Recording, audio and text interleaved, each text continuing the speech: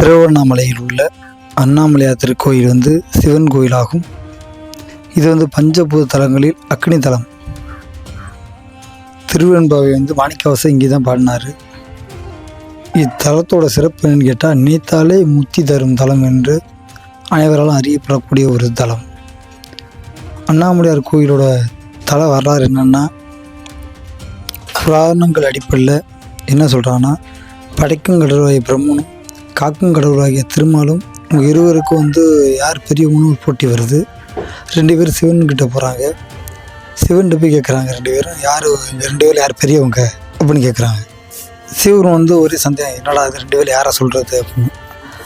அதுக்கு சிவன் ஒரு முடிவு எடுத்து என்ன சொல்கிறாருன்னா, என்னுடைய தனது அடி முதல் முடி யார் ஃபஸ்ட்டு பார்த்துட்டு வர்றாங்களோ அவங்க தான் பெரியவங்கன்னு சொல்லிடுறாங்க. உடனே திருமால் வராக அவதாரம் எடுத்து அடியை காணுவதற்கு பூமியை நோக்கி கொடுத்து சொல்கிறாங்க. அவரால் அடியை காணாமல் இல்லை. சரி, இனிமேல் இதை போய் பார்க்க முடியாது, திரும்பிட்டார். அடுத்த பிரம்மன் முடியை காண்பதற்காக அன்னம் பறவையாக மாறி மேலே பறந்து போகிறார் காண்றது. அவரும் போய்கிட்டே இருக்கார், ரொம்ப தூரம் போய்கிட்டே இருக்கார். இருக்கும்போது தலைமுடியிலேருந்து அவரோட முடியிலேருந்து சிவனோட தலைமுடியிலேருந்து தாளம்பு கீழே தலையை நோக்கி இருக்கு. அது நடுவில் பார்க்குறாரு. பார்த்துட்டு என்னடா அது இருக்கேன்னு அந்த தலைமுடி கேட்குறாரு.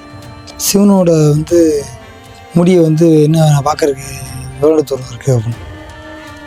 அதுக்கு தாளம்பு சொல்லு, நான் சடையிலேருந்து கீழே விழுந்தேன். நான் விழுந்து 40,000 ஆண்டுகளாக கீழே இருக்கேன் அப்படின்னு சொன்னோன்னே இவர் தெரிஞ்சிடுச்சு. 40,000 ஆண்டுகளாக தாளம்பூ கீழே வந்துக்கிட்டு இருக்கு. நம்மளே இப்போ தான் பார்க்குறோம். இப்போ இன்னும் மேலே போகணும் இருக்கு, 50 தூரம் இருக்குது, பார்க்க முடியாதுன்னு சொல்லிட்டு இவர் ஒரு ஐடியா வந்துருச்சு. தாளம்பூட்டு பெருமன் சொல்கிறாரு, சிவன்ட்டு நான் அவரோட முடியை பார்த்துட்டேன்னு பொய் சொல்லு அப்படின்றாரு. அதுக்கு இவங்களும் ஒத்துக்கிட்டு பொய் சொல்ல வந்துட்டாங்க. சிவனுக்கு தெரிஞ்சிருச்சு. சிவன் பொய் சொன்ன பிரம்மனுக்கு இந்த பூலோகத்துலேருந்து ஆலயமே இல்லாமல் சாகுறாரு. அதே போல் பொய் சாட்சி சொன்ன தாளம்பூக்கு சிவ பூஜைக்கு உதவாத பூவாக அறிவிக்கிறார். சாபம் விட்டதுக்கப்புறம் திருமாலும் பிரம்மனும் தங்களுடைய அகந்தையை நீக்கிட்டு உலகுக்கு உணர்ந்த சிவபெருமன் அடியையும் முடியையும் காண முடியாத ஜோதி பிளம்பாக நின்ற இடம்தான் திருவண்ணாமலை திருக்கோயிலாகும். இந்த திருக்கோயிலில் மூலவர் அண்ணாமலையார் மற்றும் அம்பிகை உண்ணாமுலையம்மன் என்ற தெய்வங்கள் மக்களுக்கு அருள் செய்து கொண்டு இருக்கின்றன. இந்த மலையவே சிவனாக இன்ன வரைக்கும் சைவர்கள் நம்பிக்கிட்டு தான் இருக்காங்க. இந்த மலைக்கு கிரிவலம் வர்றது பிரசித்தி பெற்றது. ஆணோடு பெண்ணும் சரிசமம் என்று அக்காலத்தை உணர்ந்த திருக்கோயில் தான் இந்த சிவன் கோயிலாகும். சிவன்கிட்ட உமையமை ஒரு கேட்குறான். என்ன கேட்குறான்னா, உங்களோட அருளில் பாதி எங்கள்கிட்ட தாங்க அப்படின்றாங்க. சிவன் தன்னுடைய பாதியை உமையமைக்கு அளித்த இடம் தான் இந்த தலத்தோட சிறப்பே. அதே மாதிரி இந்த பேர் காரணம் சொன்னோம்னா, திருவண்ணாமலை, அதில் அண்ணா என்றால் நெருங்க இயலாதவன். என்னன்னு கேட்டால், நம்ம இதுக்கு முன்னாடி சொன்ன கதை, பிரம்மனுக்கும் திருமாலுக்கும் நடந்த போட்டி, 2 நபர்களும் அடியையும் முடியும் காண முடியாத சிவபெருமானே என்று சொன்ன அதே தான் நெருங்க முடியாதவன். நெருங்க முடியாத மலை தான் இந்த திருவண்ணாமலை என்பதுதான் இதோட பெயர் காரணம் என்பதுதான் ரொம்ப முக்கியமானது.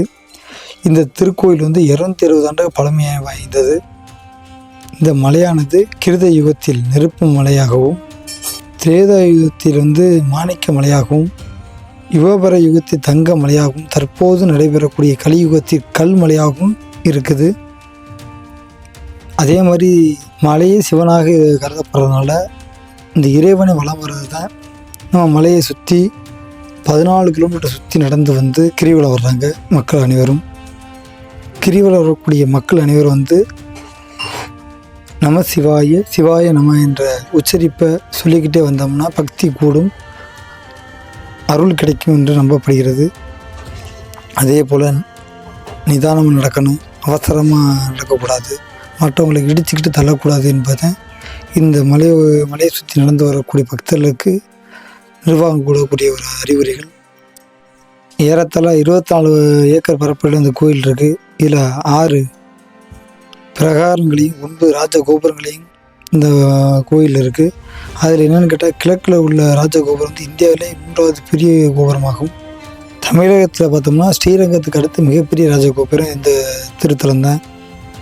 142 சன்னதிகள், 22 பிள்ளையார்கள், 306 மண்டபங்கள், 1000 தூண்களை கொண்டு 1000 கால மண்டபம். அதே போல் அருகில் பாதாள லிங்கம், 43 செப்பு சிலைகள், கல்யாண மண்டபம், அண்ணாமலை பாத மண்டபம்லாம் இங்கே இருக்குது. இந்த ராஜகோபுரத்தோட உயரம் பார்த்தோம்னா 217 அடி.